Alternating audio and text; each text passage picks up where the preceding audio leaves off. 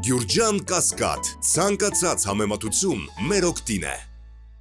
Ձերդ գերազանցություն, իմում եմ ձեզ 150,000 հայերի անունից, որ բռնի տեղահանվել ենք Լեռնային Ղարաբաղի մեր տներից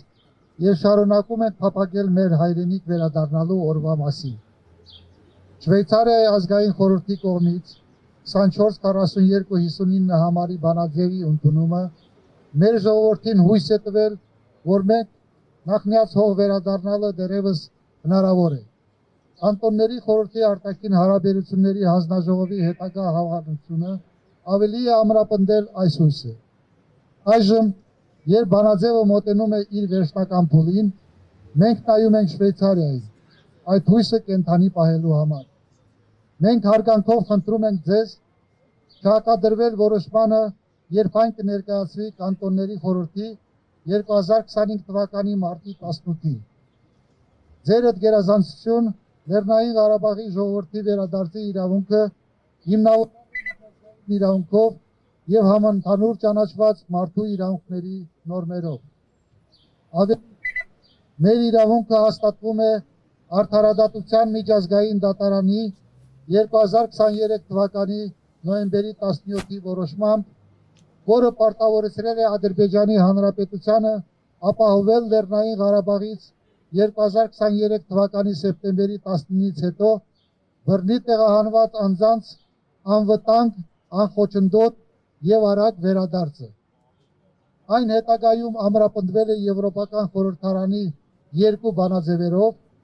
որոնք ընդունվել են 2024 թվականի մարտին և հոկտեմբերին, և երկուսն էլ ուղղակիորեն կոչ են անում Ադրբեջանին համագործակցել Լեռնային Ղարաբաղի ներկայացուցիչների հետ և երաշխավորել նրանց անվտանգ ու արժանապատիվ վերադարձը։ Սակայն Ադրբեջանը շարունակում է անտեսել իր միջազգային պարտավորությունները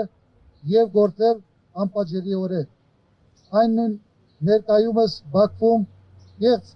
դատավարություններ է անցկացնում ապօրինաբար ձերբակալված հայ քաղաքացիների, ռազմագերիների և Լեռնային Ղարաբաղի ղեկավարների դեմ։ Վերջերս այն հայտարարեց Բաքվում Կարմիր խաչի միջազգային կոմիտեի գրասենյակի փակման մասին։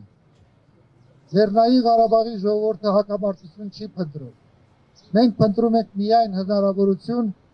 վերադառնալու մեր հայրենիք այնպիսի պայմաններում, որոնք կապահովեն մեր անվտանգությունը, կպաշտպանեն մեր իրավունքները և կապահովեն մեր արժանապատվությունը։ Մենք խորապես հուսով ենք, որ ձերդ գերազանցությունը կաջակցի այս բանաձևի ընդունմանը, որը առաջարկում է երկխոսություն և միջնորդության հարթակ, որպես Հայաստանի և Ադրբեջանի միջև արդարացի և տևական խաղաղության